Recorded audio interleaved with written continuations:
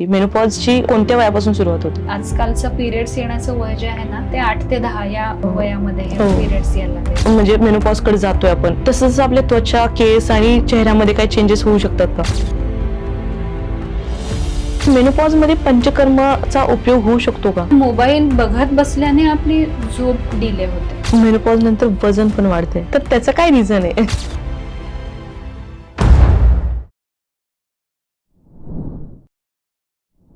नमस्कार, MLA talk show मध्ये तुमचं मनापासून स्वागत आहे. मी आहे तुमची होस्ट अभिलाषा. फेसबुकवर सर्च करा MLA महाराष्ट्रीयन लेडीज असोसिएशन आणि लगेच जॉईन करा. आजचा विषय खास आहे. आजचा विषय आतापर्यंत आपल्या पॉडकास्टवर कधीही बोलला गेला नाही. सो व्यक्ती तशीच खास आहे. आयुर्वेदिक आणि स्त्री रोग उपचारामध्ये 20 वर्षाचा एक्सपिरियन्स आहे. PCOD, infertility, menopause, holistic beauty care, chemical free wellness या विषयावर विशेष काम करतात आणि त्यांचा विश्वास आहे की लाईफस्टाईल आणि रुटीन बदलल्यास उत्तम आरोग्य आणि दीर्घायुष्य लाभू शकतं. ऊर्जा आयुर्वेदिक वेलनेसच्या director founder doctor Prerna Berry ma'am, most welcome. Thank you so much for coming. So ma'am, कसं वाटतं तुम्हाला इकडे येऊन? एकदम छान. आपण आजचा विषय घेतला मेनोपॉजवर. मेनोपॉज जो हार्मोनल चेंजेस होतात लेडीजच्या ह्याच्यामध्ये. सो आपण हा विषय का निवडलाय? येस, म्हणजे मीच तुला खरं सांगितलं की जेव्हा आपण विषयाबद्दल बोलत होतो की आपण हा विषय घेऊयात. Right. जसं तू आत्ताच सांगितलं की ह्या विषयावर फारसं बोललं जात नाही, हे सगळ्यात महत्वाचं कारण. बरोबर. आणि दुसरी गोष्ट म्हणजे सांगायचं का नाही हे, पण मी स्वतः खरं या फेज मधून जाते आता, मेनोपॉझल फेज मधून. आणि माझ्या मैत्रिणी पण त्याच फेज मधल्या आहेत, त्यामुळे माझ्याकडे ते पेशंट पण खूप आहेत. त्यामुळे मी ह्यातले जे काही लक्षणं दिसतात ना, किंवा एखादी महिला ज्या काही शारीरिक मानसिक लक्षणांमधून किंवा खूप एक वेगळ्या फेज मधून ही जात असते, ते मी सगळं आता बघतेय. आणि ह्याबद्दल फारसं बोललं जात नाही, फारसा अवेअरनेस नसतो आणि बऱ्याच बायकांना ह्या आपण म्हणूयात सहन करत असतात बऱ्याच गोष्टी. त्यामुळे म्हटलं की ह्याच्यावर बोलणं हे खूप गरजेचं आहे, म्हणून आपण आज हा विषय घेतलाय. सुपर. खूप लोक रिलेट करतील ह्या गोष्टीशी. आणि आपली आई म्हणा किंवा सासूबाई म्हणा की हार्मोनल चेंजेसमुळे त्यांच्यामध्ये काय बदल होत आहेत हे आपल्याला जाणून नाही घेत, पण त्यांच्यामधले जे चिडचिड आहे किंवा मूड स्विंग्स आहेत हे आपल्याला दिसतंय, पण आपल्याला ते कळत नाहीये. पण आजच्या पॉडकास्ट नंतर नक्कीच त्यांचे डोळे उघडणे होईल. सुरुवात करूया मॅम. सो पहिल्यांदा मला सांगा की मेनोपॉज आणि पेरी मेनोपॉज म्हणजे काय? पेरीमेनोपॉज ही मेनोपॉजच्या आधीची फेज असते. ओके. की साधारणतः आपण म्हणूयात की 40 नंतर हे आजकाल 40 नंतर हे एक एक गोष्टी हे सुरू होतात. पेरीमेनोपॉज मध्ये काय होतं, म्हणजे ऍक्च्युली 3 फेजेस असतात: पेरीमेनोपॉज, मेनोपॉज आणि पोस्ट मेनोपॉज. ओके. आता जसं प्रत्येक मुलीला पिरियड्स हे येतात, बरोबर, मग तसंच प्रत्येक महिलेचे पिरियड्स हे थांबणार आहेत. ओके. आणि ती फेज आहे मेनोपॉज. मेनोपॉज म्हणजे ऍक्च्युअल पाळी बंद होणे, आणि त्याच्या आधीची जी फेज असते ती पेरीमेनोपॉज. ओके. आता ही ना साधारणतः 2 ते 6 वर्ष, 8 वर्षापर्यंत सुद्धा ही फेज असू शकते. म्हणजे एवढा मोठा काळ आपण पेरीमेनोपॉज या फेज मध्ये एखादी महिला ही असते, आणि मग त्यानंतर ऍक्च्युअली पाळी ही बंद होते. त्यामुळे हा जो एवढा मोठा काळ आहे, आणि आजकालची जी काही लाईफस्टाईल आहे त्यामध्ये महिला खूप जास्त प्रमाणात सफर करतायत. त्यामुळे ह्या गोष्टीबद्दल माहिती असणं, जाणून घेणं, अवेअरनेस क्रिएट करणं खूप गरजेचं आहे. बरोबर बरोबर. सो मला असं वाटतं की मेनोपॉज पेक्षा पेरीमेनोपॉज जास्त त्रासदायक आहे. त्याबद्दल काय सांगाल तुम्ही? हो, म्हणजे पेरीमेनोपॉज मध्ये महिला ह्या इतक्या वेगवेगळ्या लक्षणांमधून जात असतात. शारीरिक, मानसिक, भावनिक या 3ही पातळ्यांवरती त्या फेस करत असतात. आता सगळ्यांना माहिती आहे, म्हणजे ते एक मोठं लक्षण म्हणजे hot flashes, mood swings. Okay. की अच्छा, ह्याचं काय, आता हॉट फ्लॅशेस म्हणजे काय, आता ही या फेज मध्ये आहे असं कन्सिडर करून ते खूप लाईटली घेतलं जातं. ओके. पण ते जेव्हा हॉट फ्लॅशेस येतात, म्हणजे साधारणतः आपण असं म्हणू शकू की दिवसभरातून 20 ते 30 वेळा हॉट फ्लॅश हे येऊ शकतात. ओके. आणि हॉट फ्लॅश म्हणजे काय, तर हे वरच्या भागावरती आपल्याला दिसतात, एस्पेशली फेसवर, पण आपण म्हणूया चेस्ट आणि फेस ह्याच्यावरती अचानक घाम येणे. ओके. ओके. म्हणजे आता समजा मी AC मध्ये बसली ना, मला अचानक घाम येईल. 5-7 मिनिटं मॅक्स 10 मिनिटं राहील आणि तो आपोआप कमी होईल. त्याच्यासाठी मला वेगळं काही करायची गरज नाही पडणार. पण हे समजा दिवसातून 20 ते 30 वेळा होत असेल तर ती महिला किती डिस्टर्ब होत हो. असेल याचा आपण विचार हो. करावा. किंवा आपण एखाद्या मीटिंग मध्ये बसलोय आणि अचानक घाम आला, समोरच्याला काय वाटेल ह्यानी आपल्याला थोडंसं आपण डिस्टर्ब होऊन जातो. बरोबर. म्हणजे अशी ही ना शारीरिक मानसिक पातळ्यांवर खूप डिस्टर्ब करणारी फेज आहे. त्यामुळे ह्याचं खूप महत्व आहे. बरोबर. सो हे झाले मेनोपॉजचे लक्षणं. पण मेनोपॉजचे ऍक्च्युअल लक्षणं काय असतील? हा, पेरिमेनोपॉजची मी अजून सगळीच लक्षणं सांगते, हे एकच मी सांगितलं. हम्म. तर शारीरिक पातळीवर जेव्हा आपण म्हणतो तेव्हा हॉट फ्लश हे सगळ्यात महत्वाचं. पाळीमध्ये काहीतरी अनियमितता आपल्याला जाणवते आणि ती बऱ्याच वेगवेगळ्या पद्धतीने जाणवते. की पाळी लवकर येणे, पाळी उशिरा येणे, किंवा रक्त आहे फ्लो जो आहे हा जास्त जाणे, कमी जाणे, हे पाळीमधले चेंजेस हे आपल्याला बघायला मिळतात. त्यानंतर वजन वाढायला लागतं, हे एक सगळ्यात महत्वाचं आहे. आणि हे वजन का वाढतंय हेही आपल्याला समजत नाही. बऱ्याच बायका हे वेगवेगळ्या पद्धतीच्या गोष्टी हे करत असतात, लाईफस्टाईल मधले चेंजेस करत असतात, तरी वजन वाढत असतं. म्हणजे हे पेरिमेनोपॉजचं एक महत्वाचं लक्षण आहे. झोपेमधले डिस्टर्बन्स हे खूप जाणवतात. ओके, म्हणजे झोप गाढ न लागणे किंवा झोप लागली तरी अचानक उठणं, त्यानंतर झोप खूप उशिरा लागणं, झोप पूर्ण नच होणं, म्हणजे हे जे आहे झोपेच्या संदर्भात ही लक्षणं आपल्याला दिसतात. थकवा हे खूप प्रॉमिनंट लक्षण असतं. म्हणजे झोप 7 ते 8 काहींना येते, 7 ते 8 तास येते, व्यवस्थित येते, पण तरीही झोप पूर्ण होऊन सुद्धा थकवा दिवसभर राहतो. हे सुद्धा, आणि ह्या ज्या काही सगळ्या गोष्टी आहेत ना, ह्या मागची कारणच आपल्याला समजत नाही की हे असं का होत आहे. त्यानंतर अँझायटी, सतत काही ना काही विचार येत राहणं आणि ते विचारांमधून आपण बाहेरच पडू शकत नाही.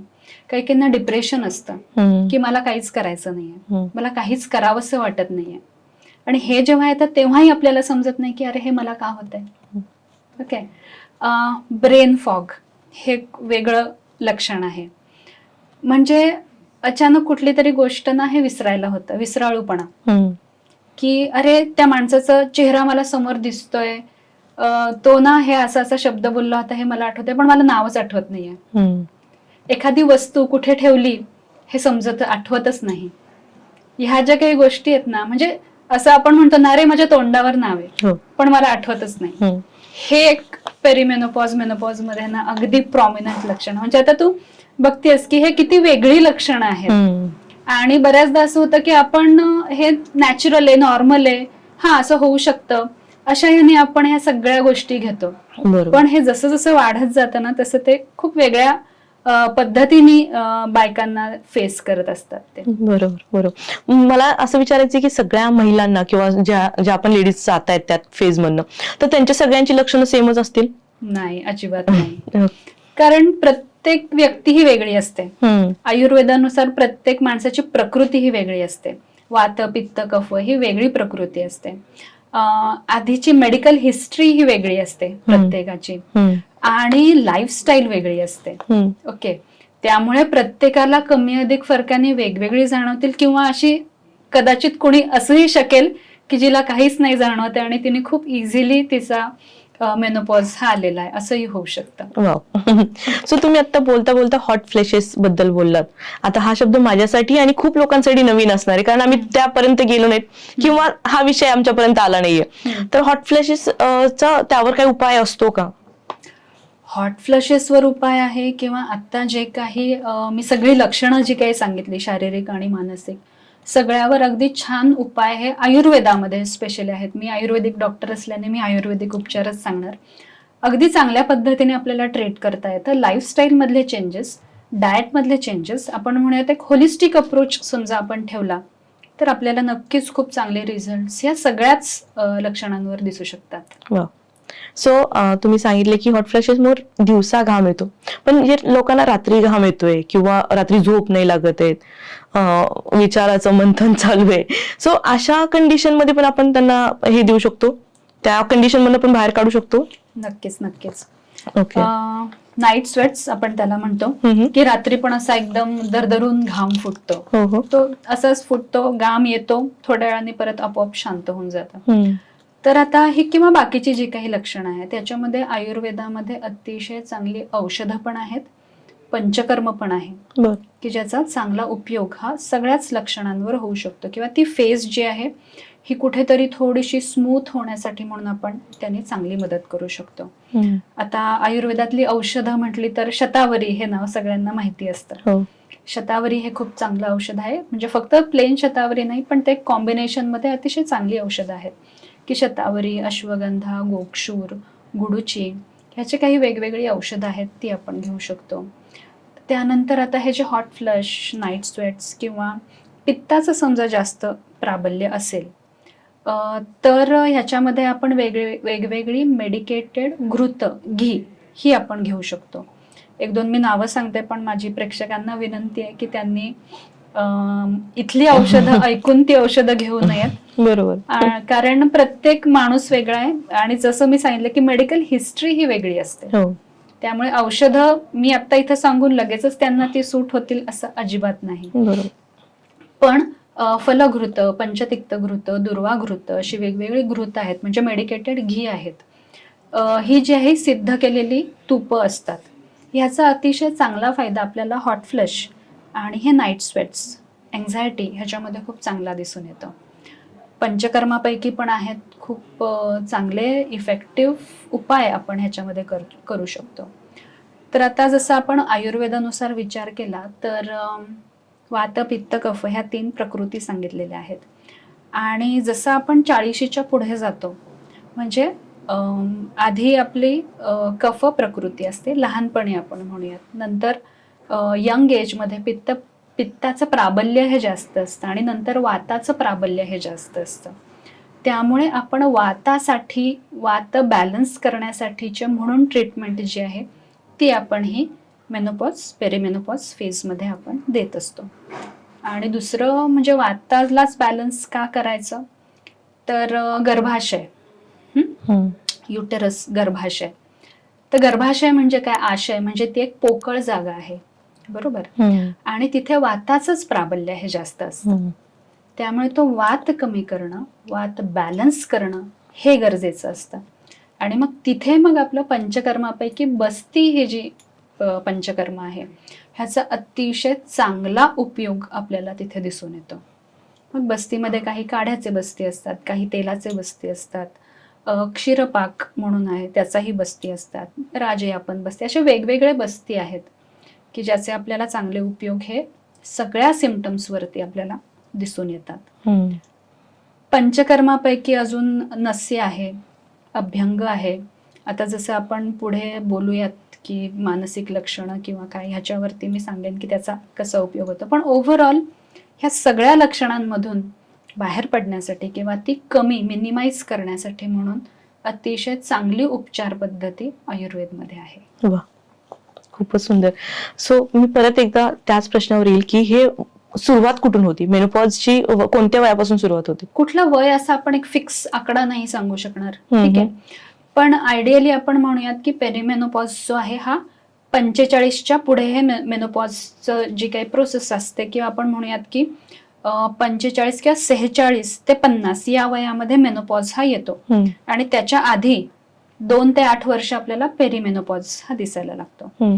आणि आजकालची लाईफस्टाईल जी आहे ना ही इतकी हेक्टिक आहे, इतकी स्ट्रेसफुल आहे की आजकाल आपण म्हणूया 38-40 मध्येच आपल्याला पेरिमेनोपॉझल सिम्पटम्स हे दिसायला लागतात. ओके, पण 45च्या आधी समजा हे आला, मेनोपॉज आला, म्हणजे 45च्या आधी समजा पाळी थांबली तर त्याला अर्ली मेनोपॉज असं आपण म्हणतो. त्यामुळे हेल्दी मेनोपॉज हा कधी थांबतो, तो 45-46च्या नंतर, 46 ते 50च्या मध्ये, ठीक आहे.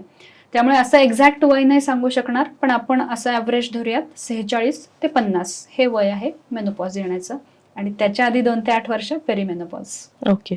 सो आहे जर कोणाकोणाला आता लाईफस्टाईलमुळे 3री-4थीच्या मुलींना पण पिरियड्स येतात.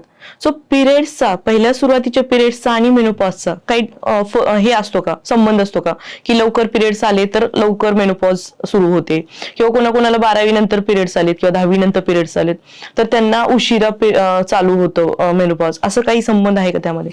असं आपण एक्झॅक्ट संबंध आहे असं नाही म्हणणार, पण हो नक्कीच तुम्हाला पिरियड्स ज्या वयामध्ये येतात त्याच्यानंतर मेनोपॉज तुम्हाला लवकर येणार का उशिरा येणार हे ठरतं. पण सगळ्यात महत्त्वाचं काय आहे की पिरियड्स तुमचे कधी येईना, आजकाल लवकरच पिरियड्स येतात. म्हणजे आजकालचं पिरियड्स येण्याचं वय जे आहे ना ते 8 ते 10 या हो, हो. वयामध्ये हे हो. पिरियड्स यायला लागले. त्यांना मेनोपॉज हा लवकरच येणार आहे हम्म. डेफिनेटली.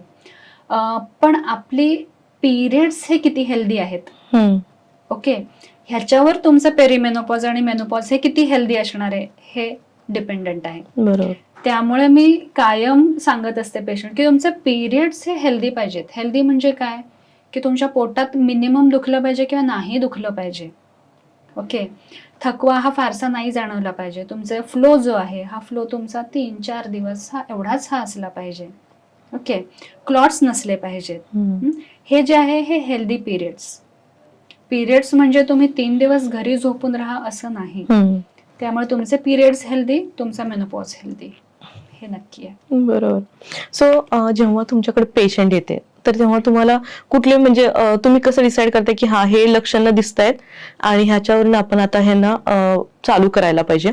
आणि माझा ह्यातच एक प्रश्न आहे की समजा आता मी त्या फेज मध्ये येतेय, समजा आता मी 44-45 असं आहे आणि मला वाटतं की माझा पेरिमेनोपॉज किंवा मेनोपॉज हा स्मूथली जायला पाहिजे. सो मी त्याच्या आधी प्रिकॉशन म्हणून तुमच्याकडनं मेडिसिन घेऊन तो स्मूथली करू शकते का? नक्कीच करू शकते. पण बेसिकली म्हणजे आता तुमचा मेनोपॉज जो आहे हा स्मूथली जायला पाहिजे. ओके, तर ह्याच्यासाठी फक्त एक गोळी उपयोगाची नाही आहे. बरोबर. फक्त आपण गोळी घेतली, चला मी गोळ्या घेतेय, मला आता काही त्रास नाही झाला पाहिजे. ओके, किंवा मी एक पंचकर्म करून घेतलं, मला आता काही त्रास नाही झाला पाहिजे, असं नसतं. Holistic approach. ओके. तुमची पूर्ण लाईफस्टाईल ही कशी आहे ह्याच्यावर ही गोष्ट खूप डिपेंड. कुठलाही आजार घ्या तुम्ही, तुम्हाला समजा बीपी आहे किंवा ब्लड शुगर आहे, त्याची तुम्ही रोज एक गोळी घेताय. पण त्याबरोबर शुगर आहे समजा तुम्हाला, त्याची रोज एक गोळी घेताय, त्याबरोबर समजा तुम्ही हा मी गोळी घेते, मी मिठाई खाल्ली तरी चालणार आहे, नाही होणार ना असं. सेम तसंच आहे. म्हणजे तुम्ही पेरिमेनोपॉझल फेज मध्ये आहात, तुम्हाला ते स्मूथली जायला पाहिजे, तर नंतर काय काय कॉम्प्लिकेशन्स येऊ शकतात ते कन्सिडर करून तुम्ही सगळ्या गोष्टी आधी ह्या सुरू केल्या पाहिजेत. म्हणजे तुमचं नंतर वजन वाढणार आहे, मग तुम्ही आत्तापासून एक्सरसाइज सुरू करा. बरोबर. तुम्हाला आत्तापासून तुमचे लाईफस्टाईल करेक्शन हे केलंच पाहिजे. मग डायटरी चेंजेस तुम्हाला मेनली हे केले पाहिजेत. ओके, आणि आयुर्वेदिक काही औषध नक्की आहेत की समजा आत्ता तुम्हाला पेरिमेनोपॉज मध्ये काय काय सिम्पटम्स दिसत आहेत, अकॉर्डिंगली तुम्ही आयुर्वेदिक औषधं सुरू करा, पंचकर्म सुरू करा, नस्य अभ्यंग ह्या गोष्टी सुरू करा. डेफिनेटली तुमचा पुढचा जो काही आहे ह्या स्मूथली जाणारच आहे. वा, म्हणजे खूप लोक, मी तर सगळ्यांना सजेशन देईल की पुढचे कॉम्प्लिकेशन व्हायच्या आधी तुम्ही सुरुवात करा. वाट बघू नका की सगळ्या गोष्टी त्रासदायक होत आहेत, कारण हेक्टिक लाईफस्टाईल आहे. हे पण करायचंय, ते पण करायचंय, नाही का, सुपर वुमन पण दाखवायचंय. ओके, सो मॅम मला हा प्रश्न विचारायचा आहे की मूड स्विंग्स, चिडचिड, नैराश्य मेनोपॉज मध्ये का वाढतं? हॉर्मोनल डिस्टर्बन्सच हा एवढा असतो. बेसिकली ना हे जे हॉर्मोन्स आहेत, हे जे पेरिमेनोपॉज फेज मध्ये, मेनोपॉज मध्ये हे कमी होणार आहेत, बंद होणार आहेत, हेच आपले असे प्रोटेक्शन करणारे आहेत. ओके, म्हणजे आपल्या मानसिक पातळीवर, शारीरिक पातळीवर, सगळ्यावरच हे आपलं प्रोटेक्शन करत असतात. आणि ते जेव्हा डिस्टर्ब होतात तेव्हा मग हे सगळे मूड स्विंग्स आणि नाईट स्वेट्स किंवा हॉट फ्लश, हे सगळं अँझायटी, डिप्रेशन, हे सगळं आपल्याला दिसायला लागतं. आणि त्यामुळे मग हे खूप आपण म्हणूयात की खूप एकदम शार्प अपडाऊन होऊ नयेत, ते स्मूथली हळूहळू ते कमी व्हावेत. यासाठी मग आपल्याला मगाशी जसं सांगितलं तसं होलिस्टिक अप्रोच ठेवणं हे गरजेचं आहे. सुपर. सो मेनोपॉज नंतर वजन पण वाढते, तर त्याचं काय रिझन आहे? सगळ्याचं रिझन एकच आहे की आपला हॉर्मोन्स जे आहेत, आपले प्रोटेक्टिव्ह हॉर्मोन्स, इस्ट्रोजन, प्रोजेस्ट्रॉन, हे जे आहेत हे हॉर्मोन्स हे कमी होतात. ओके, आणि त्यामुळे मग हे हॉर्मोन्स कमी झाल्याने मग आपलं मसल मास हे कमी होते. ओके, आणि मसल मास कमी झाल्याने फॅट्स हे वाढतात. ओके, त्यामुळे सगळ्यात महत्वाचं काय असतं, आता वजन वाढतंय, पण इथे मग फक्त वॉकिंग करून नाही चालणार आहे. पेरिमेनोपॉज फेजमध्ये समजा तुमचं वजन वाढतंय तर तुम्हाला स्ट्रेंथ ट्रेनिंग ही गरजेची आहे. म्हणजे काय, वजन उचलून करायचे व्यायाम प्रकार. कारण नुसतं वॉकिंग करून काही होणार नाही. माझ्याकडे असे अनेक पेशंट येतात की मी तर रोज 1 तास वॉकिंग करते, मी 6,000-8,000 स्टेप्स रोज करते, पण तरी माझं वजन नाही कमी होते, पोटावरचं वजन तर वाढतच आहे. कारण प्रत्येक फेज मध्ये किंवा प्रत्येक आपण म्हणूयात काही जो काही आपल्याला लक्षणं दिसत आहेत त्याच्यासाठी वेगवेगळ्या प्रकारचे एक्सरसाइज हे रेकमेंडेड आहेत. वॉकिंगने काय होणार आहे, फक्त एक मूव्हमेंट तुमच्या शरीराला राहणार आहे. ओके, एक मोटिवेशन राहणार आहे. ओके, काय आपण म्हणूयात थकवा, मरगळलेलापणा हा जो आहे हा कमी होणार आहे. डेफिनेटली तुमचं थोडंफार वजन कमी व्हायला, कंट्रोलमध्ये राहायला वॉकिंगनी मदत होणार आहे. ते पण कधी, जर का तुम्ही 8,000 ते 10,000 स्टेप्स एवढ्या रोज केल्या तर त्यांनी तुम्हाला डेफिनेटली मदत होणार आहे वजन कंट्रोलमध्ये राहण्यासाठी. पण हे फॅट्स वाढूच नयेत ह्याच्यासाठी म्हणून स्ट्रेंथ ट्रेनिंग हे गरजेचं आहे. आणि मग आपलं बाकीचं आहेच की बॅलन्स डाएट आहे, पंचकर्म आहे, अभ्यंग सुद्धा खूप महत्वाचं आहे बरं का. अभ्यंग म्हणजे संपूर्ण शरीराला तेल लावणं. ओके, हे तुम्ही घरी लावू शकता, कुठल्या पंचकर्म सेंटरमध्ये जाऊन लावू शकता. पण त्यांनी सुद्धा तुमचे स्किनच्या खालचं जे लेअर, तिथे जे काही फॅट्स आहेत ते फॅट्स कमी व्हायला अभ्यंगाने मदत होते. तेल अर्थात तुम्ही मेडिकेटेड ऑइल आणि तुमच्या डॉक्टरांच्या सल्ल्याने घ्या. डेफिनेटली अभ्यंगाने खूप चांगली मदत होते तुम्हाला. सुपर, अभ्यंग मला खूप आवडतो. खूप छान, मस्त, म्हणजे दिवाळीची वाट पाहत नाही मी. नाही, पाहायचीच नाहीये. अभ्यंगाचं सांगितलंय कसं माहितीये का, आयुर्वेदामध्ये अभ्यंगम आचरित नित्यम, रोज करायला सांगितलंय. रोज तर नाही शक्य, पण तुम्ही आठवड्यातून एकदा, 15 दिवसातून एकदा, महिन्यातून एकदा डेफिनेटली केलं पाहिजे. सुपर. मॅम, आपल्या आयुर्वेदिक क्लिनिक मध्ये हे अभ्यंग तेल पण मिळतात? हो. ओके, वेगवेगळी तेल असतात. ओके, आता ह्याच्यामध्ये कसं आहे की स्किन रिज्युव्हिनेशन साठी वेगळं ऑइल, बरोबर, फॅट कमी करण्यासाठी म्हणून वेगळं ऑइल. ओके. आणि जर आम्हाला घ्यायचं असेल तर ते कसं घेता येईल? क्लिनिक मध्ये या. नाही, तुमची वेबसाईट ऑनलाईन. ओके, तुम्ही घेऊ शकता. ओके, सो ह्या पॉडकास्टच्या अंडर आपण डिस्क्रिप्शन मध्ये नंबर नक्कीच देऊयात, तिथे तुम्ही कॉन्टॅक्ट केला तर ऑइल्स, वेगवेगळे ऑइल्स आहेत, तुम्ही तुमच्या प्रकृतीनुसार आणि लक्षणांनुसार ऑइल्स घेऊ शकता. वा, खूप छान गोष्ट सांगितली तुम्ही. कारण फॅट लॉस प्रत्येकाला हवंय. नक्कीच. उद्वर्तन एक खूप चांगला प्रकार आहे. आपण उठणं, तुम्ही ह्याच्यामध्ये आपण दिवाळीमध्ये जे लावतो, पण ते आपण ओलं करून लावतो.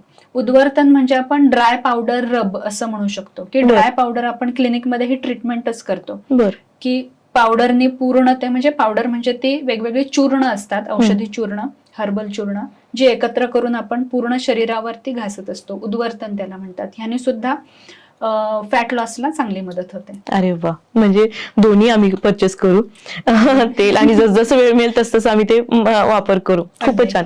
मग वजन वाढल्यानंतर मग हाड आणि सांधे दुखायला लागतात की मेनोपॉज मुळे दुखतात, हे दोन्हीचा काय संबंध? म्हणजे हे सगळं सायमल्टेनियसलीच होत असतं. वजन वाढत असतं, हाडांवर परिणाम होत असतो. ओके, आणि त्यामुळे आपल्याला मग जॉईंट पेन वगैरे होत असतं. बेसिकली काय होतं की इस्ट्रोजन, मी म्हटलं की खूप छान प्रोटेक्शन आहे आपल्या शरीराला, सगळ्याच अवयवांना, आपल्या हाडांना, आपल्या हृदयाला, हे एक प्रोटेक्शन आहे. पण आता हे जसं कमी होणार आहे तसं ते प्रोटेक्शन कमी होणार आहे आणि मग हे हाडांची झीज ही सुरू होते, कॅल्शियम लेवल ही कमी होऊन जाते. ओके, तर मगाशी तू जो प्रश्न विचारला ना की प्रिव्हेंटिव्ह किंवा माझी ही स्मूथ जाण्यासाठी मी काय केलं पाहिजे, तर मग इथे येतं की मग तुम्ही हाडांची काळजीसाठी ना तुम्ही तुमच्या आहारातले बदल आणि कॅल्शियम तुम्ही सुरू करा आधीपासून. म्हणजे मग जो ऑस्टिओपोरोसिस जो फ्युचरमध्ये तुम्हाला होणार आहेच बरं का, असं नाहीये की कोणालाच नाही होणार. आपण नाही लक्ष देत, मग आपल्याला मग काय सुरुवात काय होते, कंबर दुखताय, गुडघे दुखतायत, हे सुरू होऊन जातं. त्यामुळे वजन वाढलंय हेही एक कारण असतं, कारण ते प्रेशर येतंय तुमच्या गुडघ्यावर, तुमच्या पायावर, वेगवेगळ्या जॉईंट्सवर, आणि तुम्ही मेनोपॉज फेज मध्ये आहात, त्यामुळे तुमचं कॅल्शियम कमी झालंय, त्यामुळे पण तुम्हाला, आणि ऑस्टिओपोरोसिस मुळे तुम्हाला हे हाडं, सांधे हे दुखायला लागतात. बरोबर. पण तुम्ही सुरुवातीला एक शब्द सांगितला होता, वात, कफ, पित्त. सो आयुर्वेदिक मध्ये हे खूप जास्त केला जातो. प्रत्येक आयुर्वेदिक डॉक्टर नेहमी ह्याचा उल्लेख करतो. तर ह्याचा संबंध कसा असतो मेनोपॉज सोबत? आता मी जसं मगाशी सांगितलं तसं आता वात, पित्त, कफ ह्या प्रकृती असतात. ओके, म्हणजे समजा माझी पित्त प्रकृती आहे. पित्त प्रकृती आहे म्हणजे माझ्यामध्ये वात पण आहे, कफ पण आहे, पण पित्त माझ्यामध्ये प्रॉमिनंटली आहे. ओके, तुझी कदाचित कफ प्रकृती असेल, म्हणजे कफ हा प्रॉमिनंटली आहे, पण वात आणि पित्त पण आहे. ओके, हे तिन्ही जे प्रकृती जे आहेत, दोष जे आहेत, ह्या दोषांमुळे आपलं पूर्ण शरीर असतं. ह्या दोषांमुळे आपला स्वभाव असतो. या दोषांमुळे आपली शरीर कशा पद्धतीचं आहे, आपण मानसिक पातळीवर कशा पद्धतीने आहोत, हे सगळं ह्या दोषांवरती त्याचे जे काही रेशो असतो प्रत्येकामध्ये त्यानुसार ते असतं. आणि त्याचाच परिणाम हा मेनोपॉजवर पण होऊ शकतो, की लाईक समजा पित्त जास्त असेल तर तुम्हाला हॉट फ्लश, मूड स्विंग्स किंवा हे नाईट स्वेट्स हे जास्त दिसणार. कफ प्रकृती समजा तुमची असेल तर तुमचं वजन वाढणे हे तुम्हाला हे अगदी प्रॉमिनंटली किंवा पटकन दिसणारी ही लक्षण हे असू शकतं. वातदोष समजा जास्त असेल किंवा वात प्रकृती समजा तुमची असेल तर मग हाडांचे, सांध्यांचे त्रास, त्वचा कोरडी पडणं, हे जे आहे केस गळणं, हे तुम्हाला पटकन त्या पेशंटमध्ये ही लक्षणं ही जास्त दिसतात. त्यामुळे प्रकृतीनुसार ती लक्षणं ही आपल्याला त्याच्यामध्ये फरक हा दिसू शकतो. असं जसं आपलं चेहरा म्हणजे मेनोपॉज कडे जातोय आपण, तसंच आपल्या त्वचा, केस आणि चेहऱ्यामध्ये काही चेंजेस होऊ शकतात का? नक्कीच. तेच तर आहे. म्हणजे आपण म्हातारी दिसायला लागतो थोडक्यात. एजिंग. येस. तर बेसिकली मी जसं मगाशी म्हटलं की जसं आपण पेरिमेनोपॉज फेजमध्ये येतो, मेनोपॉज फेजमध्ये येतो, वात हा वाढतो आणि वात म्हणजेच एजिंग प्रोसेस. ओके, आणि ह्याच्यामध्ये आपल्याला लगेच दिसतं कुठे तर चेहरा, केस हे दिसतं, पण ती एजिंग प्रोसेस जी आहे ही पूर्ण शरीरावर इंटरनल, एक्सटर्नल सगळीकडे दिसत असते, पण आपलं लक्ष चेहऱ्याकडे आणि केसांकडे हे जास्त जातं. तर स्किन ही आपली त्वचा कोरडी पडते, केस गळायला लागतात, विरळ होतात. आता बऱ्याच बायकांची तक्रार असते की टक्कल पडायला लागते असं मला वाटतंय, किंवा केस खूपच गळतायत, म्हणजे मी विंचरतच नाही, आठवड्यातून एकदाच मी केस धुते, केस धुवायची खूप भीती वाटते, अशा हे सगळ्या गोष्टी असतात. किंवा त्वचा कोरडी पडणं, कोरडी पडल्यानंतर मग रिंकल्स नॅचरली हे जास्तच दिसणार आहेत. बरोबर. ओके, किंवा चेहरा काळवणणार आहे कारण तिथे कोरडेपणा आहे. त्यामुळे ही सगळी एजिंगची जी काही लक्षणं आहेत ही आपल्याला मेनोपॉझल फेज मध्ये दिसतातच. आता ह्यामध्ये अजून एक की ज्याच्याकडे कुणी लक्ष देत नाही, कोरडेपणा जसा आपल्याला स्किनवर, केसांवर दिसतो तसा वजायनल ड्रायनेस पण येतो. ओके, आणि त्यामुळे अजून वेगवेगळ्या लक्षणं, वेगवेगळे सिम्पटम्स हे बायका फेस करत असतात. सो आपण त्या प्रश्नाकडे येऊच, पण मला ना ह्याचं आन्सर पाहिजे की जर आता ह्या गोष्टी व्हायला लागल्यात तर आयुर्वेदिक मध्ये आपल्याकडे काही उपाय आहेत का की जेणेकरून म्हणजे आपली स्किन काळजी घेणं किंवा ह्याची केसांची काळजी घेणं, चेहरा आहे तसाच नाही का, जसं लाईक ऍक्ट्रेस की काही दाखवतात ना रेटिनॉल वगैरे वापरा वगैरे, सो नॉट दॅट रेटिनॉल वगैरे, पण आयुर्वेदिक मध्ये काही असे उपाय आहेत का? अगदी छान उपाय आहेत आणि तुम्ही अगदी रिलिजियसली, कन्सिस्टंटली केले ना तर खूप छान त्याचे रिझल्ट मिळतात. बेसिकली मी माझ्या क्लिनिक मधून पण कायम प्रमोट करत असते की कमीत कमी केमिकल्स वापरा. आजकाल खूप वेगवेगळे आजार आपल्याला दिसत आहेत, किंवा अगदीच नावच घ्यायचं झालं तर कॅन्सर वगैरे आपल्याला खूप पटकन अगदी घराघरात दिसायला लागले, कारण खूप वेगवेगळ्या पद्धतीने आपण केमिकल्सना एक्सपोज झालेलो आहोत. ओके, आणि स्किन जी आहे आपली, स्किन हा एक अवयव आहे. ओके, सगळ्यात मोठा ऑर्गन आहे तो. आणि स्किनवर जेव्हा आपण लावतो काही, तेव्हा ते ब्लड स्ट्रीम मध्ये ऍब्झॉर्ब हे होणार आहे. त्यामुळे जेवढं तुम्ही नॅचरली वापराल तेवढं तुम्ही स्वतःला प्रोटेक्ट करताय. आणि आयुर्वेदामध्ये स्किनसाठी अतिशय चांगली औषधं आहेत, म्हणजे इंटरनली पण आणि एक्सटर्नली पण. मी असं कधीच सजेस्ट करत नाही की तुम्हाला स्किन कोरडी पडली आहे तर फक्त हे क्रीम घ्या आणि लावा, कारण प्रॉब्लेम एक्सटर्नल नसतोच. कारण जसं आता आपण बोलतोय की मेनोपॉजमुळे स्किन कोरडी झाली. ओके, म्हणजे तिथे हॉर्मोनल डिस्टर्बन्स आहे. म्हणजे इंटरनली पण तुम्हाला काहीतरी ट्रीट केलंच पाहिजे ना, बरोबर. तर ते तुम्हाला दिसणार आहे. नुसतंच तुम्ही क्रीम लावून होणार नाहीये. त्यामुळे जेव्हा तुमची स्किन कोरडी पडते किंवा आपण म्हणूयात आपल्याला एक छान पद्धतीने ब्युटी केअर करायची आहे आपल्या मेनोपॉझल फेजमध्ये, तर बेसिकली तुम्हाला इंटरनली जसं यष्टी, ज्येष्ठमध, शतावरी, त्यानंतर मंजिष्ठा ही खूप चांगली औषधं आहेत. किंवा मी जसं मगाशी सांगितलं वेगवेगळी औषधी तुप आहेत, त्याचा सुद्धा खूप चांगला उपयोग होतो इंटरनली, मेडिसिन म्हणून. तर मेडिसिन म्हणून आपण ही औषधं सुरू करतो. आणि एक्सटर्नली आणि शतधौत घृत म्हणून एक चांगलं औषध आहे की जे शतधौत म्हणजे 100 वेळा धुतलेलं तूप. ह्याचे रील्स पण आजकाल खूप ट्रेंडिंग आहेत बरं का.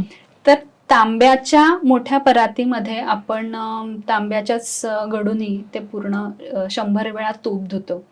आणि ते इतकं छान मेडिसिन म्हणून त्याचा उपयोग आहे. म्हणजे एकतर ते एवढ्या वेळा धुतल्याने ते ऍब्झॉर्ब पण खूप छान होतं. आणि कोलॅजेन हा आजकाल खूप ट्रेंडिंग वर्ड आहे की कोलॅजेन साठी तुम्ही हे औषध घ्या, ते औषध घ्या किंवा एक्सटर्नल ट्रीटमेंट करा. तर हे तुमचं कोलॅजन बूस्टर म्हणून शतधौत घृत हे अतिशय चांगलं, सोपं आणि 0 केमिकल क्रीम हे तुम्ही रेग्युलर लावू शकता. कुमकुमादी तेल आहे. आता हे 2 जे आहेत हे खूप फेमस आहे, पण त्याचबरोबरीने अनेक तेल आपण वेगवेगळी म्हणजे ज्याच्यामध्ये मंजिष्ठा, अनंत, शतावरी, ज्येष्ठमध हे कंटेंट असलेले वेगवेगळी तेल आपण हे चेहऱ्याला वापरू शकतो. त्यानंतर तुमची म्हणजे तेल का, तर स्किन जी आहे ही तुमची खूप कोरडी पडलेली आहे.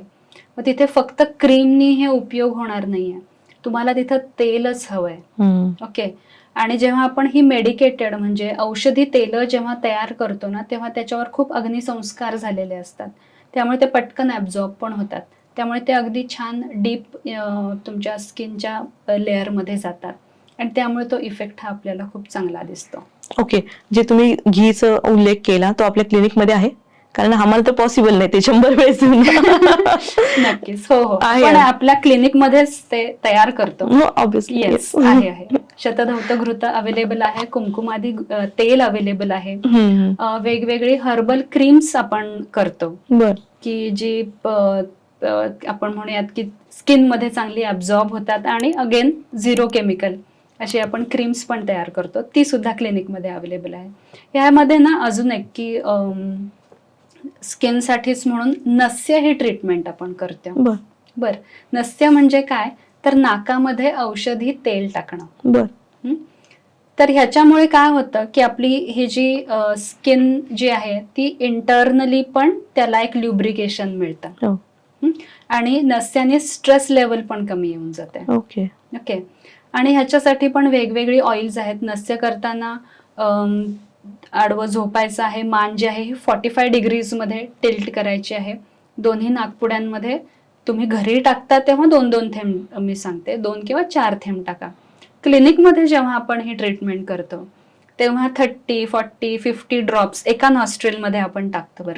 म्हणजे ती नस्य ही एक पंचकर्मातलीच एक ट्रीटमेंट आहे की आपण आधी व्यवस्थित मसाज करतो, तेल टाकतो, स्टीम देतो, त्याने त्याचं ऍब्झॉर्प्शन पण खूप चांगलं होतं आणि अर्थात इंटरनल ल्युब्रिकेशन जे आपल्याला पाहिजे ते सुद्धा खूप चांगलं मिळतं. अरे वा, खूप नवीन गोष्ट आज समजलीये.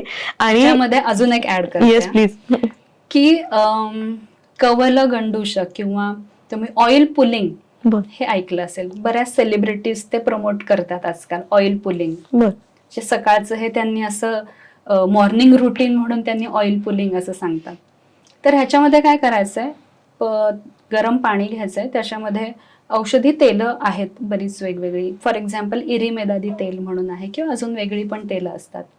तर ते तेल त्या गरम पाण्यामध्ये टाकायचंय, तोंडामध्ये धरायचंय आणि हे तोंड असं ओके पूर्ण आपलं तोंड भरलं जाईल एवढं ते पाणी आणि तेल हे आपल्या तोंडामध्ये गेलं पाहिजे आणि ते फिरवायचंय पूर्ण. ह्यानी सुद्धा इंटरनल ल्युब्रिकेशन होणार आहे आणि त्याचा इफेक्ट हा आपल्या चेहऱ्यावर पण येणार आहे. म्हणजे हे ऑइल पुलिंग सुद्धा खूप छान रोजच्या रोज आणि तुम्ही घरी करू शकता. सुपर. ऍक्च्युली ह्याचा पॉइंट ना पॉइंट म्हणजे क्षण ना क्षण ह्या पॉडकास्टचा खूप महत्वाचा आहे. कुठलाही क्षण मिस केला ना ते खूप मोठी इन्फॉर्मेशन मिस होणार आहे. सो तुम्ही आता बोलता बोलता वजायना बद्दल किंवा ह्याच्याबद्दल बोलात. सो लैंगिक जीवनामध्ये मेनोपॉजमुळे काही फरक पडतो का? खूप मोठा फरक पडतो. इंटरेस्ट कमी होऊन जातो असं काही? येस येस येस होतो. आणि ही नॅचरल गोष्ट होत असते. ओके. पण बऱ्याच महिलांना गिल्टी फील करतात ह्याच्यामुळे, की अरे म्हणजे माझ्यात काहीतरी दोष आहे का, काहीतरी गडबड झाली आहे का, ह्याच्यामुळे हे असं होतंय का. ओके. आणि हे जेव्हा त्या दोघांनाही समजत नाही, हजबंड वाईफ, तेव्हा मग त्यांच्यामध्ये काही ना काही क्लॅशेस हे व्हायला लागतात आणि रिलेशनशिप्स मध्ये प्रॉब्लेम हे या दरम्यान हे खूप येतात. आणि ते योग्य प्रकारे समजा दोघांनीही समजले नाहीत ना, तर मग ते अगदी खूप टोकाला सुद्धा जाऊ शकतात. कारण आपण ते ग्रुपवरती पोस्ट पाहतो ना, की समजत नाही की अचानक इंटरेस्ट का कमी होतोय, का स्ट्रेस लेवल वाढलीये किंवा थकवा वाढलाय, पण त्यांना समजत नाही. अशा वेळेस जर तज्ञ डॉक्टरने तिचा सल्ला दिला तर ऑटोमॅटिकली तो प्रॉब्लेम सॉर्ट आउट होऊ शकतो. मॅम ह्यावर पण उपचार असतो का? अगदी. ओके. अगदीच आहे. कारण मी परत म्हटलं की इस्ट्रोजेन लेवलच ही ड्रॉपडाऊन होत असते, इस्ट्रोजेन प्रोजेस्ट्रॉन, आणि त्यामुळे मग हे लैंगिक इच्छा कमी होणं, वजायनल ड्रायनेस, संबंधाच्या वेळी पेन, ओके, ही गोष्ट किंवा इच्छाच नसणे, ह्या गोष्टी ह्या महिलांमध्ये ह्या दिसून येतात. मग त्यामध्ये आपण पुन्हा जे म्हणलं की मेडिसिन्स ही दिली जातात. त्यानंतर त्यांना त्यांचं काउन्सिलिंग थोडंसं केलं. हजबंड वाईफ दोघांचंही काउन्सिलिंग लागतं इथे, कारण त्यांना ही गोष्ट सांगावी लागते की हे नॅचरल होतंय, जे काही त्या बाई बरोबर होते ते नॅचरलीच ते होतंय, त्याला तीही काही करू शकत नाहीये. ओके. त्यामुळे हे काउन्सिलिंग करणं सुद्धा हे खूप गरजेचं आहे. आणि मग इथे आपण काही पुन्हा औषधी तेल आहेत ती देतो, किंवा आजकाल इस्ट्रोजेन जेल सुद्धा मिळतं, ते त्यांना वापरायला देतं, आणि आपण इंटरनल आपण मेडिसिन्स पण सुरू करतो. अरे वा. सो आयुर्वेदामध्ये मेनोपॉज कडे बघण्याचा दृष्टिकोन कसा आहे? आता मी जसं म्हटलं की मेनोपॉज म्हणजे आम्ही समजतो वाताचा काळ. अच्छा. ओके. किंवा आपण ओव्हरऑलच म्हणू की एजिंग याला आपण वाताचा काळ असंच म्हणतो. म्हणजे वाताचाच तो पूर्णपणे इम्बॅलन्स असतो, आणि त्याला ट्रीटमेंट देताना हे पूर्ण आम्ही वातावरच ट्रीटमेंट ही देत असतो. मग तिथे मी जसं सांगितलं तसं अभ्यंग, नस्य, पंचकर्म, बस्ती, मेडिसिन्स, हे आपण हे सगळं देतो. डाएट मधले चेंजेस हे पण खूप गरजेचे असतात. आणि हे पूर्ण आपण हे वात बॅलन्स होण्यासाठी म्हणूनची सगळी ट्रीटमेंट ही आपण त्यांना देत असतो. ओके. सो डाएटचा तुम्ही उल्लेख केला की डाएट आपण देतो, तर मेनोपॉज मध्ये सुपर फूड किंवा डाएट मध्ये काय चेंजेस केला पाहिजे ज्यामुळे त्यांचा थोडस स्मूथली तो पिरियड जावा म्हणून? येस. डाएट मध्ये ना बेसिकली बॅलन्स डाएट हा शब्द आपण ऐकतो, पण नक्की म्हणजे काय हे बऱ्याच जणांना माहिती नसतं, किंवा बरेच लोक हे आपापल्या परीने त्याचा अर्थ लावून ते त्या पद्धतीने खात असतात. तर बॅलन्स डाएट हे सगळ्यात गरजेचं आहे. तर ह्याच्यामध्ये चेंजेस सगळ्यात महत्वाचे काय करायचे, कारण आत्ताची जी काही सगळी आपण लक्षणं बघितली ती लक्षणं कमी होण्यासाठी म्हणून. तर जेव्हा आपण एक आपली महाराष्ट्रीयन थाळी बघतो ते खरोखरच बॅलन्स डाएट आहे. तर ह्याच्यामध्ये फायबर्स, प्रोटीन्स, कार्बोहायड्रेट्स आणि फॅट्स हे याचं प्रमाण कसं असलं पाहिजे, तर फायबर्सचं प्रमाण हे 50% असलं पाहिजे, एवढ्या मोठ्या प्रमाणात. आणि जनरली आपण आपलं थाळी बघितली तर किंवा आपलं जेवण बघितलं तर कार्बोहायड्रेट्सचं प्रमाण हे 50% असतं. तर फायबर्स 50%, प्रोटीन्स 25%, कार्बोहायड्रेट्स 25% आणि फॅट्स हे या पद्धतीने हे डिवाइड झालेलं पाहिजे. ठीक आहे. फायबर्स जेव्हा म्हणतो आपण तेव्हा जनरल कन्सेप्ट काय असते, फायबर्स म्हणजे सॅलड्स, तर तसं नाही आहे. सॅलड हा एक भाग झाला फायबर्स मधला. ठीक आहे. ह्याच्यामध्ये येतं पालेभाज्या, फळभाज्या आणि सॅलड, ह्या तिन्ही गोष्टी म्हणजे फायबर्स, प्लस चटणी हा प्रकार पण आला. ओके. हे सगळे येतात फायबर्स मध्ये. प्लस तुम्ही समजा भाकरी खाल्ली तर त्याच्यातूनही फायबर्स मिळणार आहेत. ओके. म्हणजे आपण म्हणूयात एक पातळ भाजी, एक फळभाजी आणि एक वाटी कोशिंबीर सॅलड, हे 3 वाटे समजा आपण घेतलं तर मग आपलं ते 50% गणित हे पूर्ण होतं. वा. हम्म. आणि मग येतं प्रोटीन्स. हम्म. मग प्रोटीन्स मध्ये येतं वरण म्हणजे डाळ किंवा कडधान्य हम्म. किंवा पनीर किंवा नॉनव्हेज खात असतील तर ते. हम्म. ठीक आहे. मग हे 25% हवं. म्हणजे ते आपलं 1 ते 1.5 वाटी हे पुन्हा वरण डाळ पनीर नॉनव्हेज हे तेवढं हवं. आणि मग येतं कार्बोहायड्रेट्स. हम्म. मग कार्बोहायड्रेट्स मध्ये समजा तुम्ही भाकरी खाल्ली तर डेफिनेटली नथिंग लाईक इट. भाकरीमध्ये तुम्ही ज्वारी बाजरी नाचणी ही भाकरी तुम्ही घेऊ शकता. बर. शक्य नसेल फुलका घ्या, म्हणजे जिथे आपण Oil. तेल हम्म. कमी करू शकू अशा गोष्टी. तूप चालणार आहे बरं का. हम्म. हम्म. त्यामुळे तिथे तुम्ही फुलका घ्या. आणि सगळ्यात महत्वाचा रूल, 2 कार्बोहायड्रेट्स एका वेळी खाऊ नका. Oh. सगळ्यात मोठी चूक जी Yes. लोक करतात. म्हणजे पोळी पण खाताय किंवा भाकरी खाताय आणि त्याच्याबरोबर भातही खाताय हम्म. असं नाही करायचं. हम्म. एका वेळी 1 कार्बोहायड्रेट, तर आपण ते 25% येऊ शकतो. हम्म. दोन्ही खाल्लं तर तो व्हॉल्यूम हा जास्तच होणार आहे. बरोबर. त्यामुळे ही सगळ्यात महत्वाची टिप ही समजा बायकांनी पाळली तर अगदी त्यांना चांगला उपयोग होईल. आणि Superb. तूप आहेच, 2 चमचे कमीत कमी हम्म. 2 ते 4 चमचे तूप हे पोटामध्ये गेलं पाहिजे दिवसभरातून 4 चमचे तरी तूप. दिवसभरात. एक ऍट अ टाइम खा किंवा मग थोडं थोडं करून टाका. थोडं थोडं करून खाल्लेलंच चांगलं आहे. बर. कारण तूप आहे ना, म्हणजे जसं म्हणलं की ते कोलॅजन पण आहे, हम्म. ते तुम्ही इंटरनली घेताय. दुसरं तूप जे आहे ना, तुपाने इंटरनल ल्युब्रिकेशन पण होतं. हम्म. तुपाने पित्त कमी होतं, वात कमी होतं. हम्म. ठीक आहे. आणि तुपाने काय होणार आहे, तुमचा इन्सुलिन स्पाइक जो आहे तो एकदम वाढणार नाहीये. बर. त्यामुळे ते स्लो वाढणार आहे. त्यामुळे आपल्याला शरीराला जी काही एनर्जी लागते ना ती अगदी स्टेडीली आणि छान मिळणार आहे. हम्म. ओके. म्हणजे आता एकदम पीक मध्ये एनर्जी मिळाली आणि नंतर ड्रॉपडाऊन झाली असं नाही होणार. हा तुपाचा एक सगळ्यात चांगला उपयोग आहे. सुपर. तुम्ही असली जबरदस्त माहिती दिली. पण त्यासोबत आता मला हा विचारायचं की काय खायला नाही पाहिजे. तुम्ही आता हे सगळं खाण्याचं सांगितलं, काय खाऊ नये ते सांगा आता मला. येस. न खाण्यामध्ये खूप मोठी लिस्ट आहे. सगळ्यात महत्वाचं असतं तेल. बर. हम्म. तेल, आता मी माझ्या कुठल्याही पेशंटला विचारलं ना की तुम्ही तेल किती खाता, हम्म. किती माणसं आहेत घरामध्ये, 4 किंवा 5 माणसं, हम्म. तेल किती लागतं? हा, आम्हाला एक 4-5 लिटर तेल लागतं. आम्हालाही लागतं. तर आयडियली पर हेड अर्धा लिटर तेल बर. महिन्याला हम्म. एवढंच लागलं पाहिजे आयडियली. हम्म.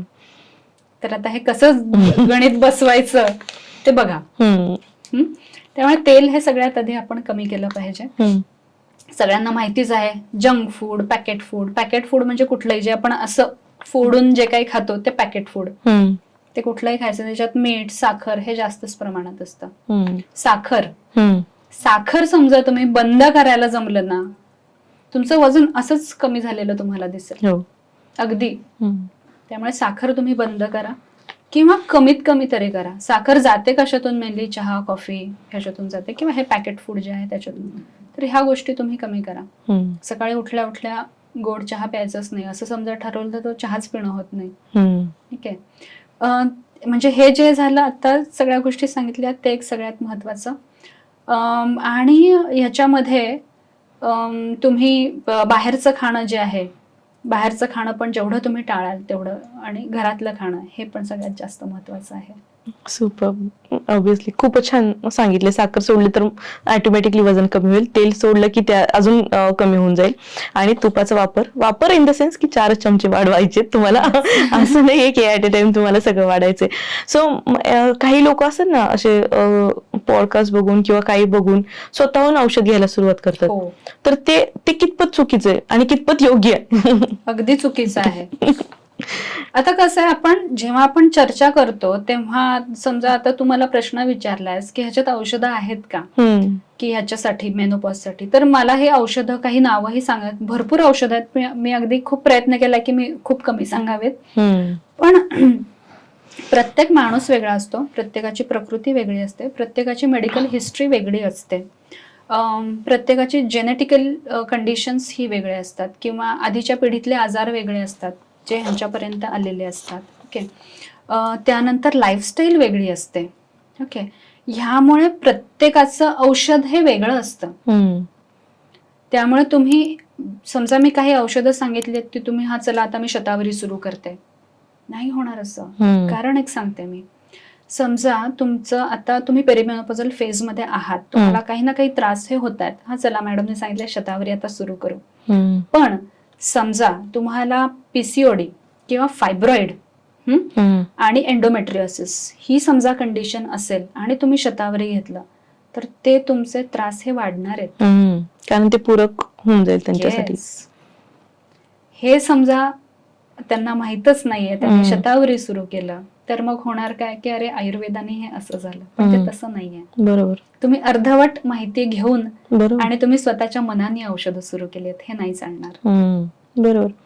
सो कधी पण उपचार करायच्या आधी पहिले काहीतरी डायग्नोसिस असतात, काही टेस्ट असतात, ते टेस्ट करून त्यांचं वय, त्यांचं फेस, ह्या सगळ्या गोष्टी की त्यांना काय सूट होणार आहे हे सगळं तज्ञ डॉक्टरांकडनं विचारून मगच सुरुवात करायला पाहिजे. अगदी कुठलाही युट्यूबचा डॉक्टर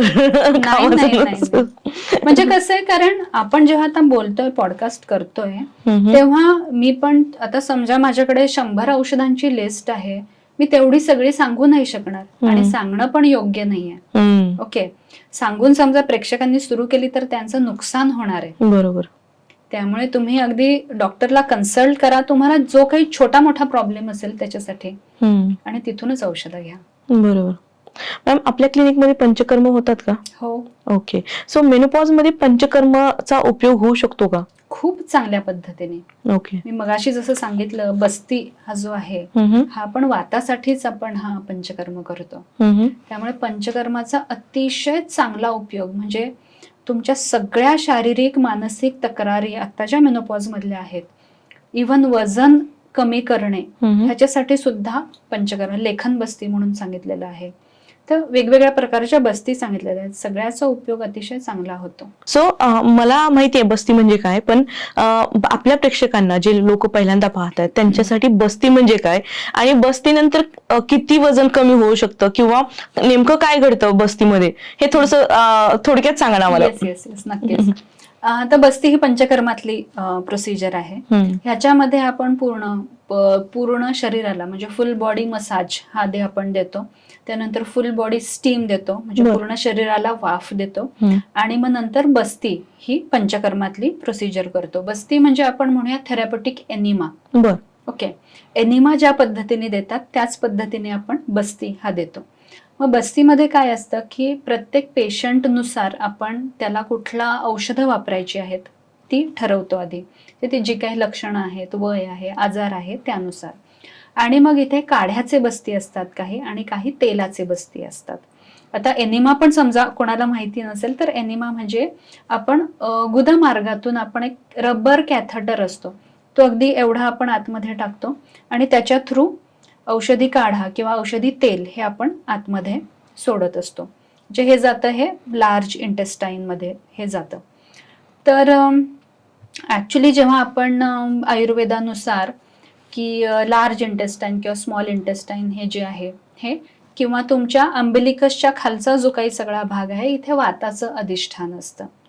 त्यामुळे वात कमी करण्यासाठी म्हणून बस्ती जो आहे किंवा एनिमा जो आहे ह्यानी खूप चांगला उपयोग आपल्याला दिसून येतो. आणि ही जी आहे ही 8 दिवस, 15 दिवस, 21 दिवस असे त्या लक्षणानुसार, पेशंटनुसार आपण हे इतक्या दिवसाचं करतो. काही काढ्याचे बस्ती असतात, काही तेलाचे बस्ती असतात. ओके, खूपच मस्त. सो मॅम, तुम्ही वेट स्ट्रेनिथिंग वर सांगितलं होतं आता, ज्यांना जिम जॉईन नाही करू शकत तर ते योगा, प्राणायाम आणि मेडिटेशन करू शकतात का, आणि त्याचे बेनिफिट होतील का? बेनिफिट नक्कीच सगळ्याचेच होतात. तर योग, प्राणायाम, मेडिटेशन ह्याचा बेनिफिट हा वेगळा आहे. बरोबर. आणि स्ट्रेंथ ट्रेनिंग म्हणजे वजन उचलून करायचा बेनिफिट हा वेगळा आहे. आणि ऍक्च्युली मेनोपॉज मध्ये या सगळ्याच गोष्टी पाहिजेत, सगळ्याचा तुम्ही बॅलन्स केला, ऑप्शन नाहीये.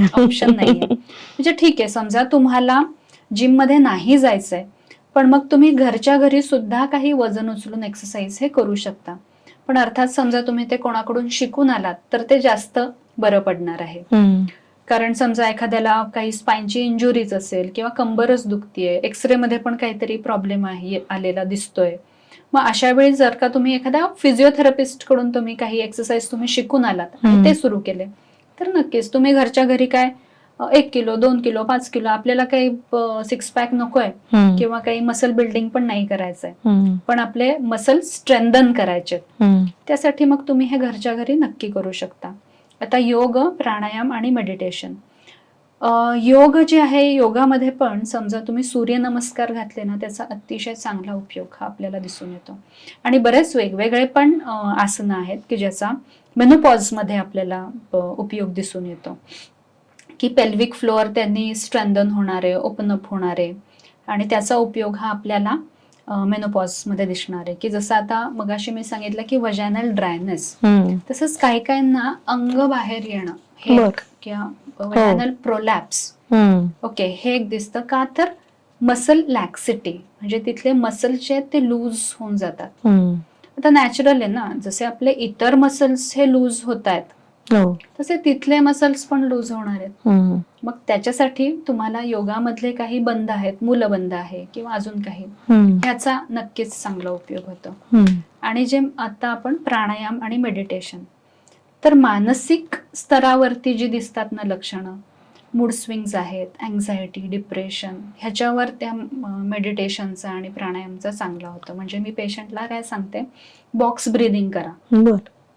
म्हणजे 6 श्वास घ्यायचे, 6 काउंट्स घ्यायचं, 4 काउंट मध्ये थांबायचं आणि परत 6 काउंट एक्झेल करायचं. म्हणजे इनहेल, थांबा, एक्झेल, याला बॉक्स ब्रीदिंग आपण म्हणूयात. तर ह्यानी पण आपलं जे काही समजा अँझायटी असेल, काहीतरी बाबा खूप डोक्यामध्ये विचार चालू आहेत किंवा खूप एकदम भरकटल्यासारखं वाटतंय, किंवा मला बऱ्याच बायकांची तक्रार, मला काय होतंय ना मला समजतच नाही, ओके, म्हणजे एक लॉस्ट असं एक ते फिलिंग असतं, ह्याच्यामध्ये तुम्ही प्राणायाम करा, हे बॉक्स ब्रीदिंग करा, तुम्हाला नक्की त्याच्यातून बाहेर पडल्याची जाणीव हे होऊ शकते. ओके. सो मॅम, झोपेचं पण तेवढंच महत्व आहे आपल्या मेनोपॉज मध्ये.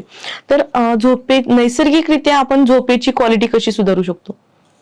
येस, आता हे जर म्हटलं ना, एक तर एक्सरसाइज, म्हणजे ठीक आहे स्ट्रेंथ ट्रेनिंग नाही, पण एक्सरसाइज ओव्हरऑल, जे एक्सरसाइज करून आपलं शरीर थोडंसं दमलंय एवढा एक्सरसाइज, ठीक आहे, मग त्याच्यामध्ये योगा पण येऊ शकतो, प्राणायाम, मेडिटेशन, ह्यानी आपण नक्कीच झोपेची क्वालिटी ही सुधारू शकतो. आणि आता सध्या काय होतंय ना, जे सगळेच जण ते हातामध्ये मोबाईल असतो आणि रात्री तो मोबाईल म्हणजे असं झोप येते आणि मग तो आपण बाजूला ठेवतो, पण त्या मोबाईल बघत बसल्याने आपली झोप डिले होते, कारण तो जो लाईट आहे हा डोळ्यामध्ये जात असतो आणि त्यामुळे आपलं जे झोपेचं जे हॉर्मोन आहे मेलॅटोनिन, ते सिक्रेट होत नाही किंवा ते अगदी हळूहळू सिक्रेट होतं. त्यामुळे झोप आलेली असते, पण ती आपणच स्वतःच ती प्रोलॉंग करतो.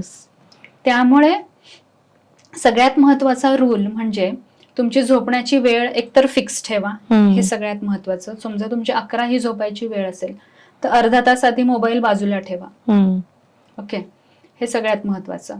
1 तास आधी घरातले लाईट जे आहेत ना हे डीम करा. म्हणजे हे लाईट हा जो आहे, जो डोळ्यात आपल्या जातो, तो जेव्हा डीम होऊन जाईल ना, तेव्हा मग ती झोपेची जी प्रक्रिया आहे ना आपल्या शरीरामध्ये ती सुरू होते आणि मग झोप शांत यायला किंवा झोप यायला तरी मदत होते. त्यानंतर मगाशी जे सांगितलं की शतधौत घृत, त्याचा आपण पादाभ्यंग करू शकतो. तळपायाला तेल लावणं किंवा हे शतधौत घृत लावणं, ह्याने एक अतिशय चांगला फायदा आपल्याला दिसतो. किंवा आता बऱ्याच बायकांना काय होतं ना, पोटऱ्या दुखत असतात, मग त्यांनी तिथं तेल लावा ना रात्रीचं, त्यांनी पण तुमची नर्वस सिस्टीम ही काम डाऊन होईल, झोप लवकर यायला मदत होईल. नस्य समजा तुम्ही रोज केलं, 2 ड्रॉप्स टाका ना प्रत्येक नॉस्ट्रिल मध्ये, त्यांनी झोप येईल. येस, शतधौत तुम्ही कपाळाला किंवा पूर्ण चेहऱ्यालाच लावा, त्यांनी सुद्धा तुमची नर्वस सिस्टीम काम डाऊन व्हायला मदत होईल. सो मॅम, आता ह्या सोबत एक महत्वाचा अवयव जो आपण विसरतोय, हृदय. सो हृदयाची काळजी कशी घ्यायला पाहिजे? खरं तर वेगळं काही नाहीये, तेच आहे, फक्त म्हणजे मी तेच म्हणलं की कुठलाही आजार आपल्याला समजा होऊ नये, प्रिव्हेंटिव्ह मेजर म्हणून होलिस्टिक अप्रोच पाहिजे. बॅलन्स डाएट, एक्सरसाइज, लाईफस्टाईलमधले तुमचे चेंजेस हे समजा तुम्ही केले तर नक्कीच तुमच्या सगळ्याच अवयवांची काळजी ही चांगल्या प्रकारे घेतली जाईल. आणि मेनोपॉजमध्ये जसं इस्ट्रोजनचं प्रोटेक्शन आपलं जाणार आहे, त्यामुळे हृदयाचे जे काही आजार आहेत ते निर्माण होण्याची शक्यताही वाढणार आहे. त्यामुळे मग इथे पुन्हा तुम्हाला एक्सरसाइज हा एक महत्वाचा, तेल कमी करणं हे महत्वाचं, आणि तुमची लाईफस्टाईलमध्ये मगाशी एक गोष्ट सांगायची माझी राहून गेली, ती म्हणजे बॅलन्स डाएट बद्दल मी सांगितलं, पण तुमच्या जेवणाच्या वेळा पण फिक्स पाहिजेत. त्याने सुद्धा खूप मोठा फरक पडतो. जेव्हा आपण आता मेनोपॉज म्हणतो तेव्हा आपलं डायजेशन आणि मेटाबॉलिझम सुद्धा बिघडत असतं. म्हणजे पचनक्रिया आणि पचनक्रियेनंतरची मेटाबॉलिझम, चयापचय क्रिया हे सुद्धा बिघडत असतं, आणि ह्यालाच आपण एजिंग प्रोसेस पण म्हणूयात. ठीक आहे. आणि ही समजा बिघडली तर त्याचा परिणाम हा हार्टवर होणार आहे. ठीक आहे. त्यामुळे मग त्याच्यासाठी एक सगळ्यात महत्वाचा लाईफस्टाईल मधला चेंज तो म्हणजे जेवणाच्या वेळा फिक्स करा. Fix your body clock. Body clock जेवणाचं आणि बॉडी क्लॉक झोपेचं, हे समजा तुम्ही फिक्स केलं ना तर तुमच्या हृदयाच्या आरोग्यासाठी पण ते चांगलं आहे आणि ओव्हरऑल हेल्थसाठी पण ते चांगलं आहे. सुपर. सो मॅम, हे झालं आपल्या आधीचं सगळ्या गोष्टी. मेनोपॉज नंतर नियमित कुठल्या टेस्ट करायला पाहिजे जेणेकरून आपण हेल्दी राहू शकू, किंवा आपल्याला तो लेवल किंवा इस्ट्रोजनची लेवल ते आपण चेक करू शकू? इस्ट्रोजनची लेवल चेक करायची गरजच नसते. ओके.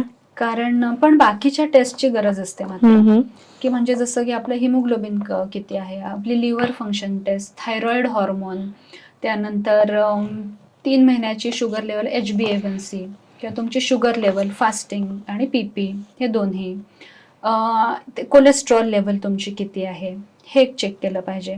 आणि त्यानंतर सगळ्यात महत्त्वाचं म्हणजे 40 पासूनच हे टेस्ट हे केल्या पाहिजे, ते म्हणजे पॅप्समियर आणि HPV साठीचं चेकिंग जे आहे ते पण हे अगदी रेग्युलरली केलं पाहिजे.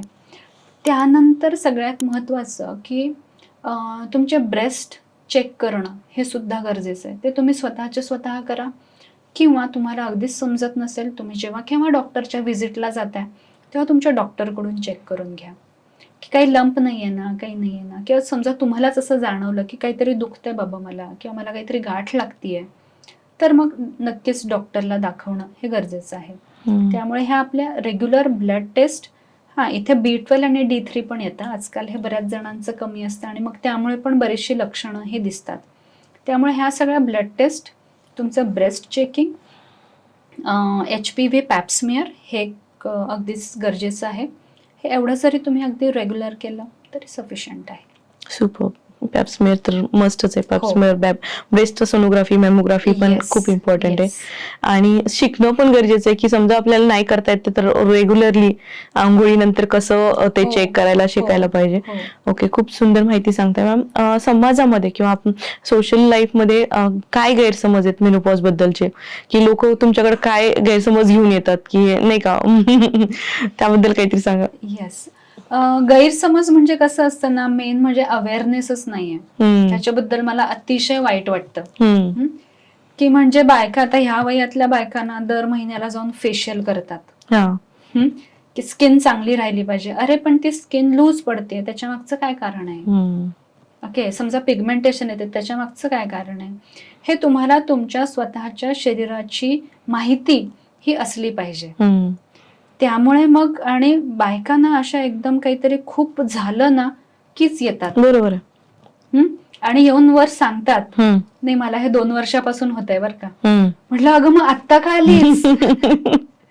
2 वर्ष सहन करते ती. आणि सहन काय काय करतात, एक तर पाळीमधले अनियमित पाळी कमी गेलेलं त्यांना चालतं बरं का. काय आता मेनोपॉज आता कमीच जाणार, बरं ठीक आहे, हे समजा तुला समजतंय की तुझा फ्लो जो आहे हा कमी झालाय, पण मग तो का कमी झालाय हा प्रश्न नाही पडला का? तो कमी झालाय हे नॅचरल आहे का हा प्रश्न एखाद्या डॉक्टरला जाऊन विचारावा असं नाही वाटलं का? बरं, काहींचा वाढतो फ्लो, म्हणजे एवढा वाढतो की ते 7-7, 8-8, 10-10 दिवस तो फ्लो चालू असतो. तेही असंच असतं, नाही हे आता होणारच कारण ते मेनोपॉज मध्ये माझ्या आईला पण असं झालं होतं किंवा माझ्या कुठल्या मैत्रिणीला पण असंच होतंय, म्हणजे ती मैत्रीण पण सहन करते आणि ही पण सहन करते. म्हणजे हा जो काही अवेअरनेस आहे ना, किंवा स्वतःला प्रायोरिटी देणं हे जे आहे ना, हे नाहीच आहे बायकांमध्ये. किंवा मानसिकरित्या पण ना खूप सहन करत असतात बायका, की माझी खूप चिडचिड होते, हे होतं, घरात सगळं डिस्टर्ब झालंय आणि हे 2 वर्षापासून होतंय आणि मग आता ते सगळंच आवाक्याच्या बाहेर गेलंय, म्हणून मी आता आली आहे की ह्याच्यावर काही ट्रीटमेंट आहे का. म्हणजे हा अवेअरनेस असणं हे खूप गरजेचं आहे. आणि माझं अगदी सगळ्यांना अगदी अशी कळकळीची विनंती आहे की स्वतःमधले छोटे मोठे जरी काही चेंजेस असतील ना, तुम्ही ते लक्ष द्या, डॉक्टरशी जाऊन बोला आणि त्याच्यावर काही उपाय असतील तर नक्की ते वेळेवर सुरू करा. ते अगदी म्हणजे 10% असतानाच ते सुरू करा, नाहीतर तुम्ही ते 1000 वर गेल्यावर बायका जाग्या होतात. बरोबर. म्हणजे आपली बॉडी सिग्नल देत असते, आपल्याला ते ओळखायचंय आणि डॉक्टरांकडे जायचंय. सो जे माझ्यासारखे काम करणारे लोक आहेत, ज्यांचा स्ट्रेस लेवल वाढलाय किंवा आता त्या पिरियड मध्ये जाणार आहेत, तर त्यांनी हा पिरियड कसा हाताळायला पाहिजे? आतापर्यंत आपण जे बोललो ना तेच सगळं. एक तर लाईफस्टाईल मधले चेंजेस. आता शब्दच बघ ना, शब्दामध्ये आहे पॉज. पण आताच मी मान्य करते की हे जे वय असतं ना, हे आपण आपल्या करिअरच्या एका पीकला असतो. पण आता नेचरनीच असं सांगितलं की जरासा पॉज घे ग बाई, थोडासा स्वतःसाठी. पॉज म्हणजे काय पूर्ण थांबायचंय असं नाहीये, पण स्वतःच्या शरीराकडे काय बदल होत आहेत ह्याच्याकडे लक्ष देणं हे गरजेचं आहे. आणि मग आपण आपल्या रुटीन मध्ये आपण काय हेल्दी चेंजेस केले पाहिजेत हे बघितलं पाहिजे. की नाश्ता करतोय ना, मग नाश्त्यामध्ये आपण बरोबर बॅलन्स करतोय ना, प्रोटीन फायबर खातोय ना, किंवा मग नाही तो वेळ होते, मग ट्रॅव्हलिंग टाइम मध्ये तुम्ही तो खाऊ शकता. मी कायम सांगते की तुम्ही एक ड्रायफ्रूटचा डब्बा, काही चिक्की, लाडू हे कॅरी करा. म्हणजे ते तुम्ही जे 4-5 वाजता जे तुम्ही समोसे हे ते खाताय, त्याच्याऐवजी हे खा, फ्रुट्स खा. म्हणजे समजा आता तुझ्यासारख्या या वर्किंग आहेत आणि त्यांना समजा पुढे जाऊन त्रास नाही, तर आपलं रुटीन काय आहे आणि त्या रुटीन मध्ये मी काय काय चेंजेस केले पाहिजे. समजा मला नाही, वेळच नाहीये, मला एक्सरसाइजला मला वेळच नाहीये, पण एक 15 मिनिटं काढणं हे गरजेचं आहे. मग ती 15 मिनिटं एक्सरसाइजची मी कुठे बसवू शकते याचा विचार केला पाहिजे. डाएट मध्ये हा बाबा हे ना, हे माझं उगाच अननेसेसरी खाणं होतंय, तर ते कट डाऊन करा, साखर कमी करा. म्हणजे आपण आपलं अनालिसिस केलं पाहिजे.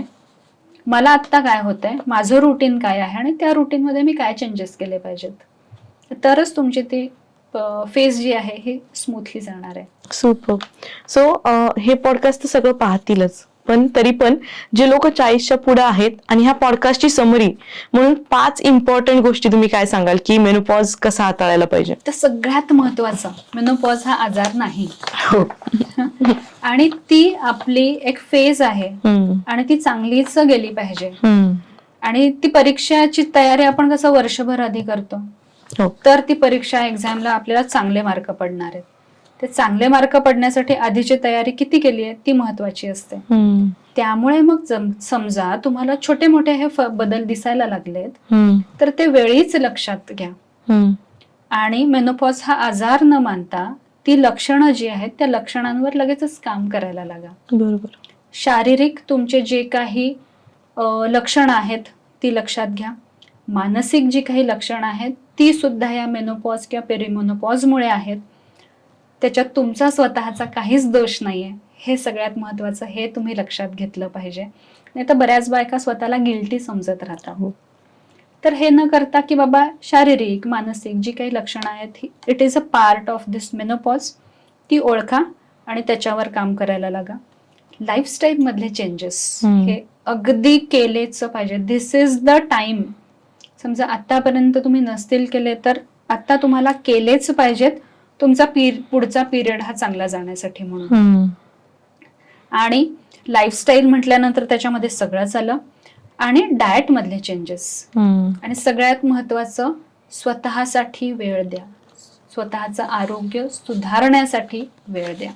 सुपर मॅम, तुम्ही आज इथं आलात आणि एवढी अमूल्य वेळ दिली आहे आणि एवढं अमूल्य मार्गदर्शन दिले त्याबद्दल मनापासून धन्यवाद. थँक्यू. तर मैत्रिणींनो, निरोगी आयुष्याची सुरुवात लाईफस्टाईलच्या छोट्या छोट्या बदलापासून होत आहे.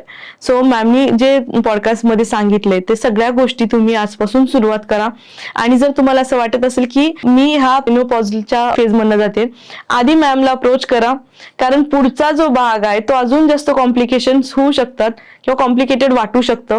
आणि आपल्याला आपला जर मानसिक आणि शारीरिक जर बदल होताना जो समतोल ठेवायचा आहे, कारण आपल्याला घर पण सांभाळायचंय, मल्टीटास्किंग आपण नक्कीच, करतोय, नक्कीच. जर आपण फिट असेल तर निश्चित आपल्याला बाकी गोष्टी पण हँडल करू शकतात. सो नक्कीच मॅमला तुम्ही अप्रोच करा. मॅम, तुम्ही इथं आलात त्याबद्दल मनापासून धन्यवाद. थँक्यू. थँक्यू.